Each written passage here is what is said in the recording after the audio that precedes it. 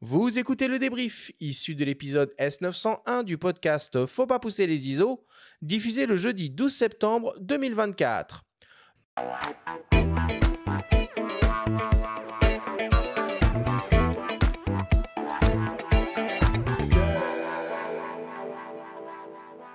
Nous sommes toujours avec Claire Lemarchand de l'éco-organisme Écosystème et Damien Rouet, le rédacteur en chef du magazine en ligne Phototrain, pour parler industrie de la photo et transition écologique. C'est le moment du débrief qui vous est présenté par MPB, qui est tout simplement la plus grande plateforme en ligne au monde pour acheter, vendre et échanger du matériel photo et vidéo d'occasion.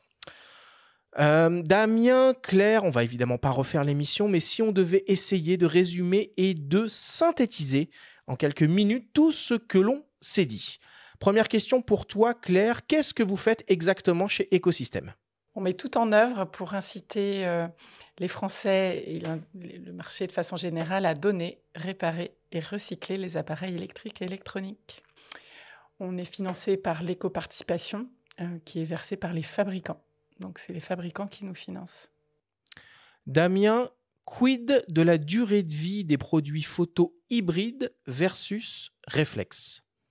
Alors, les hybrides ont introduit un obturateur électronique et donc ont supprimé certaines pièces mécaniques, notamment sur certains boîtiers comme le Z8, Z9 de Nikon, l'obturateur mécanique a disparu, donc ça promet une plus grande longévité.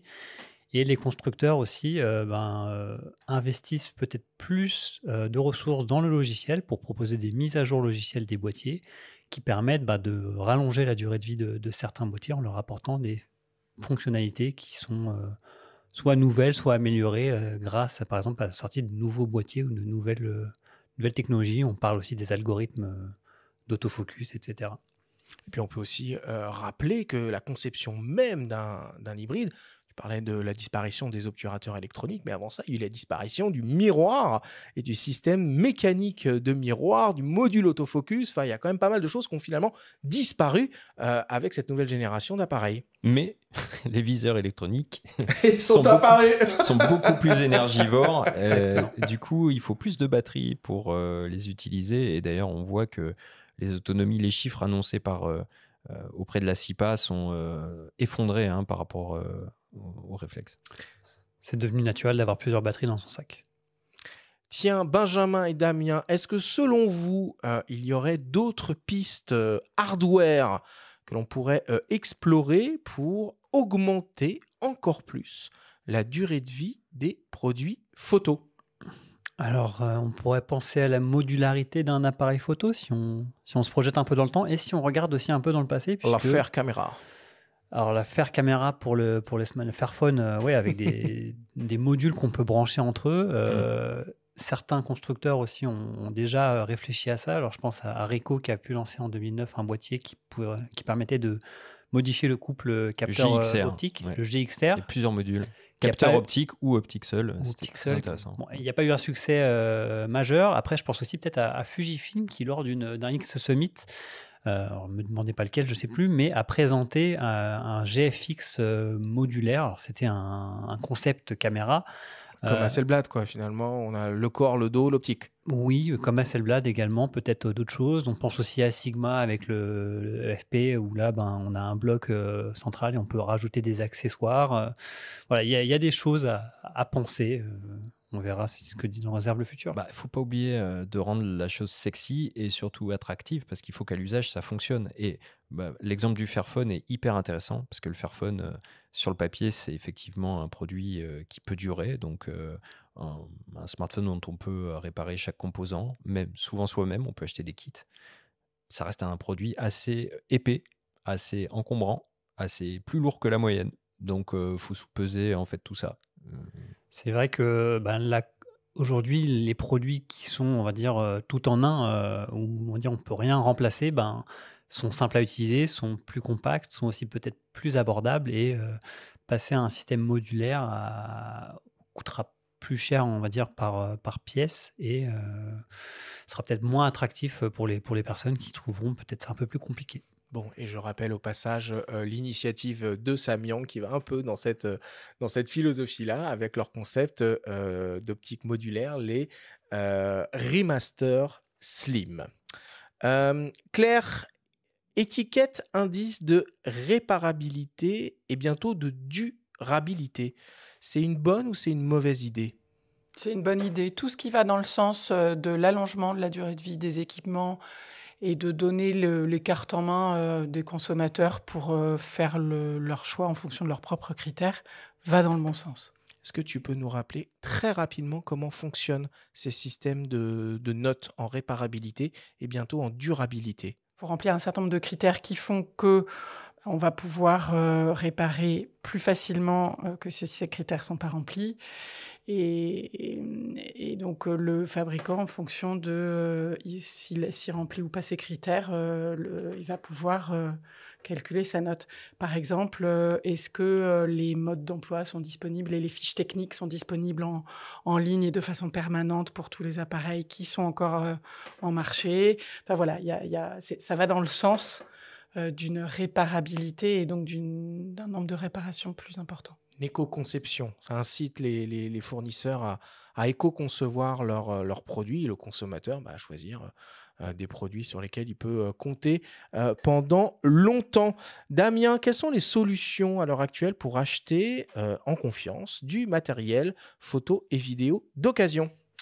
Alors, je pense qu'on les a déjà cités, mais donc il y a plusieurs solutions qui existent. Alors, les plus simples, on va dire, sont MPB, par exemple, qui permet donc d'acheter du matériel d'occasion. Alors, il y a un très large éventail.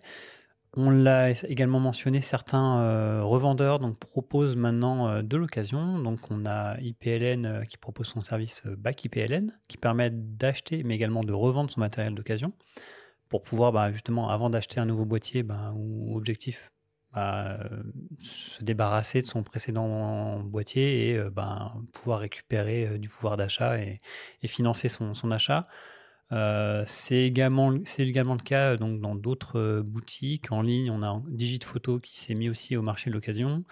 Tu l'as dit, donc tu as Camara, Fox et les grandes chaînes de magasins photo spécialisés s'y mettent. Donc, je pense qu'aujourd'hui, on a un peu le choix. Puis on n'est pas à l'abri que Back Market se lance sur le marché. Back Market, il y avait quelques références à une époque. Ouais. J'avais vu certains appareils ou une optique ici ou là, donc soit c'était des tests, je ne sais pas trop. Et intérêt pour l'acheteur, c'est le reconditionnement et la garantie même d'occasion auprès de ces revendeurs-là. Exactement. Mais ça, voilà, c'est vrai que la vente entre particuliers n'a pas cet avantage. Dommage. Claire, est-ce qu'on y croit à tous les programmes de décarbonation de l'industrie high-tech dans le monde? Ouais, c'est une question complexe.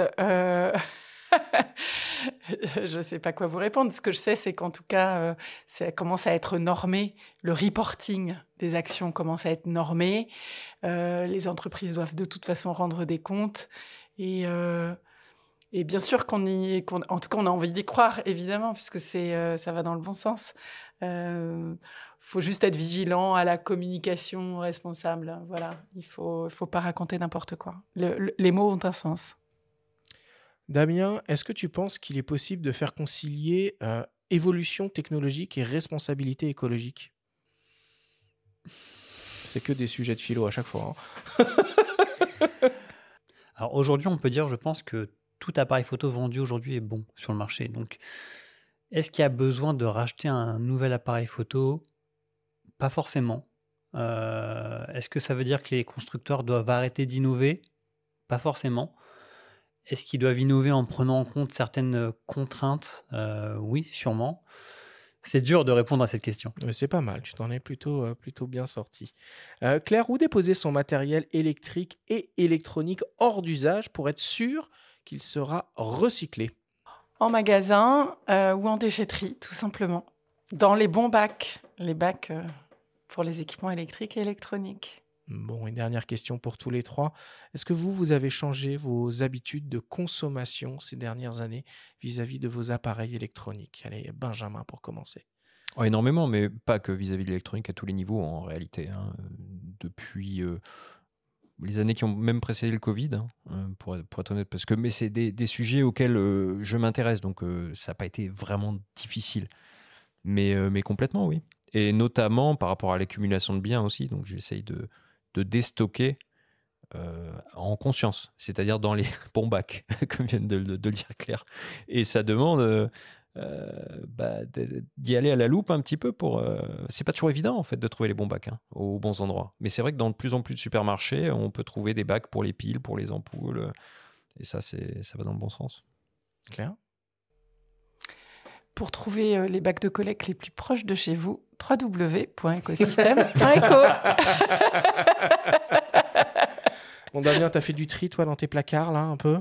Je suis quelqu'un d'assez technophile, donc c'est vrai que j'ai tendance à accumuler pas mal de choses.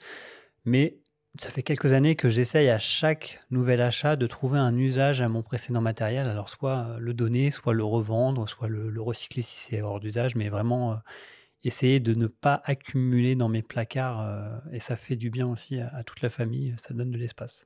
Et là, moi, en rentrant chez moi après l'émission, je sais que je vais ouvrir mon tiroir de câbles, tu vois. C'est vraiment un truc que j'avais zappé et les propos de Claire vont m'aider à m'en débarrasser. Allez, on conclut là-dessus. Merci à tous.